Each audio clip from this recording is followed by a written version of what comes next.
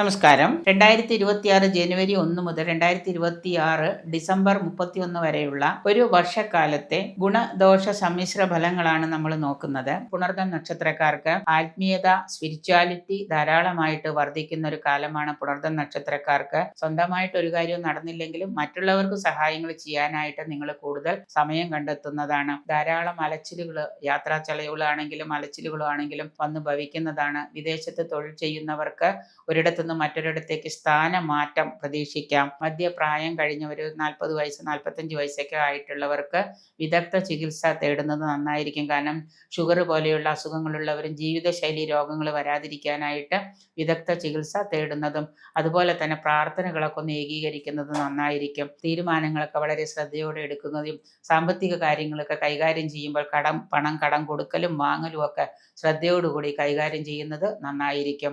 Vigilant ആയിട്ട് കാര്യങ്ങൾ കൊണ്ടുപോകുന്നത് കൊണ്ട് നിങ്ങൾക്ക് ഈ വർഷം വലിയ പ്രശ്നങ്ങളില്ലാതെ മുന്നോട്ട് പോകാൻ സാധിക്കും. മറ്റുള്ളവരുടെ പ്രശ്നങ്ങളിൽ ഒരുപാട് ഇടപെട്ട് ആ ബാധ്യതകൾ കൂടി നിങ്ങൾ വലിച്ചു വയ്ക്കാതിരിക്കാൻ പ്രത്യേകം ശ്രദ്ധിക്കുക.